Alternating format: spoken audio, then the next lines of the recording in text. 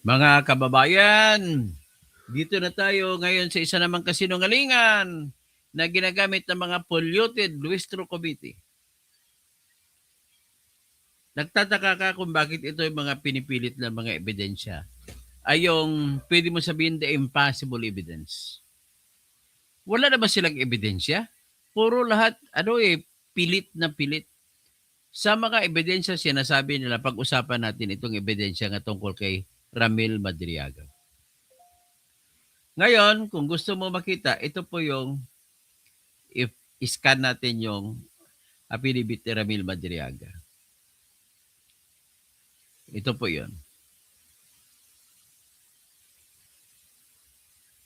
Una, without looking at his affidavit, ay alam naman natin po na siya ay kinidnap, ay ano siya, nasintensyahan siya sa kidnapping at sinintensya ng parusang kamatayan. Nakalabas lang siya sapagkat na technical ang decision ng Supreme Court, pinakawalan siya na technical daw, may technicalidad. So ngayon pa man, kahit sabihin natin na inosente siya, ang mahirap paniwalaan paano siya natukoy at nahuli at nakasuhan. So ibig sabihin, hindi naman po kayo kakasuhan kung wala talaga. So ibig sabihin po ito ay talagang may background siya na talagang kidnapper. Tapos, hinuli na naman siya noong 2003 at 2023 na kidnapping base po sa mga naunang kinidnap ng mga dalawang Chinese na ang nahuli dyan ay mga tinatawag na Madriaga Kidnap Group. Kasama siya. Kung hindi man siya doon kasama sa Madriaga Kidnap Group, bakit Madriaga Kidnap Group ang sinasabi ni General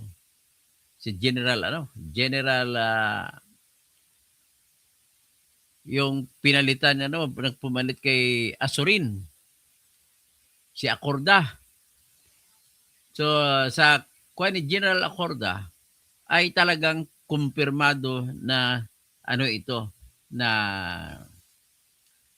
kidnapper.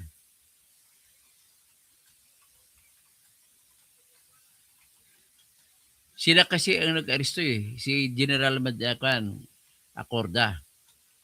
Inaresto po siya sa Cainta. At bago siya maaresto, nagkabarilan, nagkamatayan. Napatay pong isang kasama nila ni Madriaga. So ngayon, kung hindi siya doon kasama, bakit siya nasama ulit? Pagkatapos, ang dalawang Chinese na hinuli, na kinidnap, ay nagbanggit na sila po ay kinidnap ng mga security escorts na kinuha nila. At kinuha nila security escorts sa grupo ni Madriaga. Kasi si Madriaga po ay may negosyo na nagbibigay ng VIP security escorts sa mga mayayaman. Lalo ng mga Chinese na ito. So, ibig sabihin, siya po ay impression dyan, kung totoo man yan o hindi, ay kung ang akusasyon sa kanya, ay kumukuha sila ng customer na mga babantayan ng grupo niya at habang binabantayan, ang nangyayari sa kanila, bantay sa lakay. Sila mismo mangingidnap sa mga binabantayan nila. Yan ang nangyari. So, sinabi ni Attorney Harry Roque, abogado ng dalawang Chinese na kinidnap, itinuro ng dalawang biktima positively si Ramil Madriaga na isa sa mga Madriaga group. Kasi yung isang Madriaga, isang nahuli dyan, Madriaga din ang pilyedo So, pinsang buo ni Ramil Madriaga. So, knowing na may record siya, totoo man yun hindi, ang pinaka-problema ko, paano paniwalaan ang kanyang claim ni Madriaga na siya ay naging aide camp o aide, sabihin na aide na lang, nakapasok siya sa grupo ni Sara Duterte na vice presidente si Sara Duterte. Na si Sara Duterte ay may nagbabantay sa kanya na tinatawag na Vice President's security group.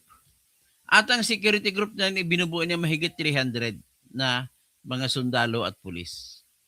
Sa tingin mo ba ay malalampasan niyang sundalo at pulis para makapasa siya na gagawin siyang tatrabaho siya at bagban kay Sara Duterte?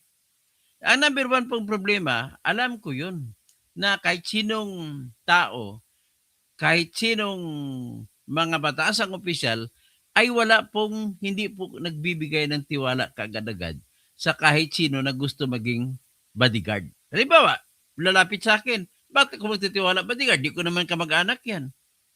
So yan pinaka-problema. Ngayon, paano paniwalaan na siya ay naging bodyguard ni Sara Duterte o naging bagman ni Sara Duterte?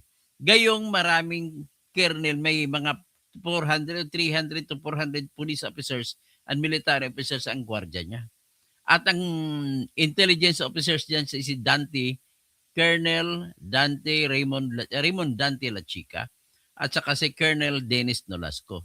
Siyempre, hindi papayag itong mga colonel na to na magkaroon na papasok, mapasukan sila ng isang tao na may record sa kidnapping.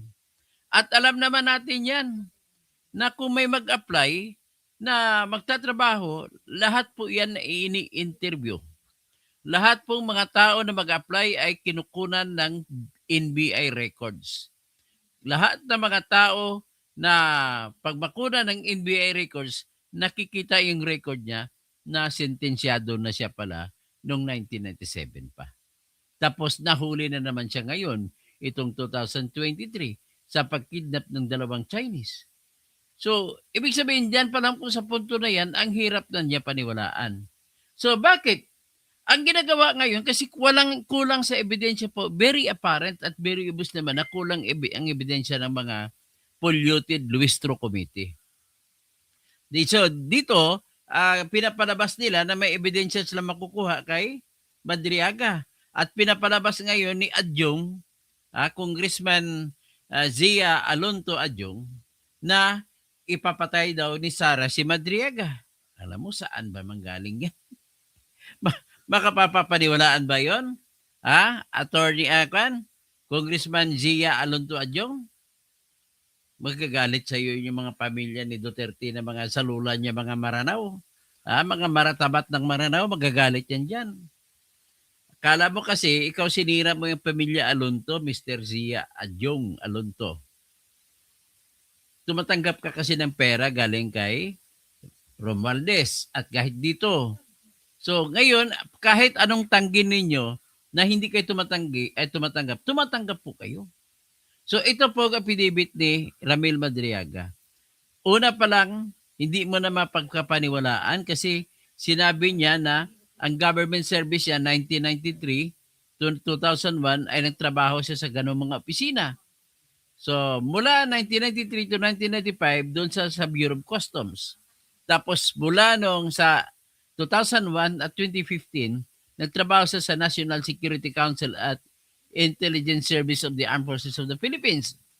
So mula noong 2018 hanggang 2020 ay nagtrabaho din daw siya sa National Security Council, sa National Bureau of Investigation, sa Revenue and Integrity Protection Service or RIPS.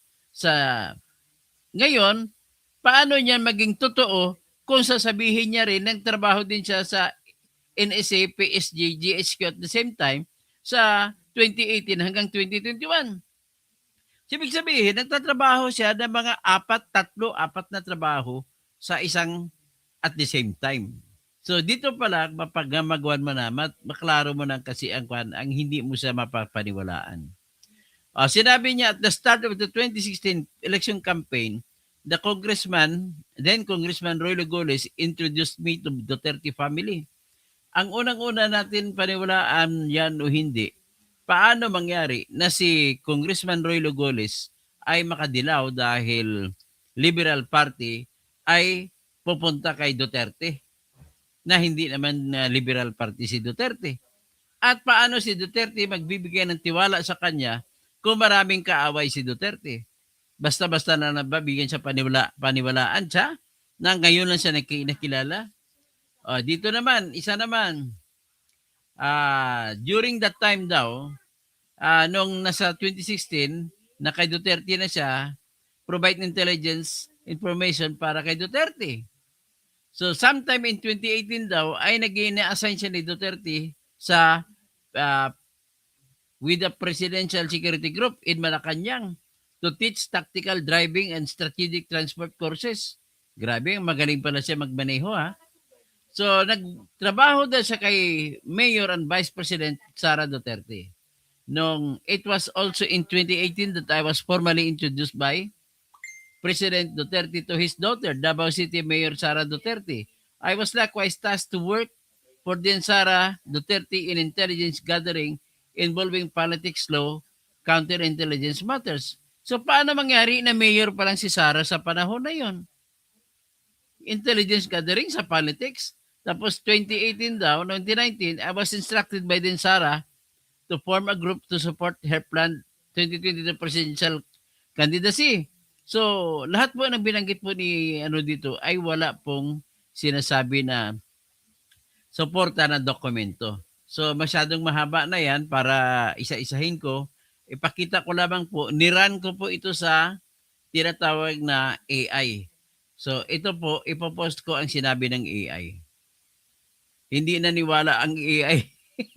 Ang AI hindi naniwala sa affidavit ni Ramil Madriaga. Itong sinabi ng AI.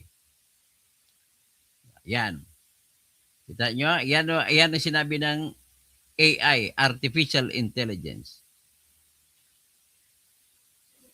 Ito, yung failure ni Madriaga sa pagbanggit kung sino yung mayor sa Laguna na dinilibera niya ng pera. So, ang exact text niya, one duffel bag of money was for a mayor in Laguna. I personally delivered it to a man in Cabuyao, Laguna, near the industrial park. No name of the mayor. No name, position, or identifying detail of the man who received it. The user correctly calls this as the aid of the mayor. The affidavit never even confirms that relationship. So, ang impact niya sa believability, sabi naman dito, a person who claims to have physically carried and handed over 33 million up to 35 million in a duffel bag to a specific political figure's representative would almost certainly know the recipient's name. Dapat alam niya kung sino tagatanggap ng pera na ibibigay niya na halaga ng 33 million. Bakit hindi niya nilagay ang pangalan? The complete anonymity here makes the allegation read like a vague placeholder rather than a precise eyewitness account. This vagueness is especially damaging because the affiant is otherwise extremely specific about times, locations, vehicles, and amounts.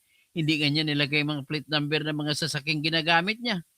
So number 2, the failure to name the Santiago family members to whom he delivered the money. So anong sabi nito? No first name, no specific family members, no relationship to BP Sara or anyone else. So, exact text, BP Sara instructed me to pick up a Honda Civic containing cash near the Kislap warehouse and deliver it to the Santiago family at Jordan Plains, Novaliches, Quezon City, specifically to the house of the Santiago family, which had a green gate. A second identical delivery to the same house of the Santiago family days later. No first name, no specific family name members, no relationship to BP Sara or anyone else. Impact on believability, delivering 2 separate loads of cash, amount unspecified but implied to be large, to the same gated house of a named family on direct instruction from the Vice President is an extraordinary memorable event. The total lack of any identifying detail about who inside the Santiago family actually received or was intended to receive the money creates another convenient vagueness. An insider with true personal knowledge would normally supply at least 1 or 2 names or a clarifying relationship. So, sinabi ng AI, hindi siya kapanipaniwala. Next point ng AI, the 1 billion delivery and names I can no longer recall.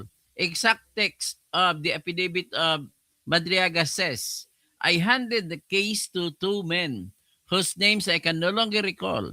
This delivery was later verified through a call from President Duterte himself. This is for the 1 billion cash load inside the Super Granja van. Impact on believability. The affiant remembers every other granular detail, exact meeting point in Daang Hari, Jollibee Kamuning, Carwas along Daang Hari, Muntinlupa City, Black Honda Civic, call from President Duterte confirming receipt, yet stubbornly or suddenly cannot recall the names of two men who took possession of 1 billion pesos. This selective memory lapse is a classic red flag on the surface. It undermines the claim of intimate person involvement. So number 4, ibig sabihin mismo yung artificial intelligence hindi naniniwala sa kanya. Ay nako, sinabi pa ng artificial intelligence, reiteration with extreme trust graph already noted how compounded. This new omission sit on top of the earlier trust issue with Colonel Dennis Nolasco and Colonel Raymond Dantila Chica. The affidavit still offers no explanation why these colonels would entrust Madriaga with multiple duffel bags of 33 million to 35 million each and 80 million views, 80 million na kinalaga sa views na kotse, and the 1 billion na ilalagay sa van while leaving him to make anonymous handovers to unnamed mayors, unnamed aides, unnamed family members, and to unnamed men. The combination is damaging. The affiant claims the highest level of operational trust imaginable, yet repeatedly fails to supply the most basic identifying details about the people on the receiving end of these alleged deliveries. So, revised state surface believability score. Okay, sa previous score, ang believability niya sa 3 out 1 to 10, naniniwala lang ang AI sa kanya na 2, number 2 lang hanggang 2.5.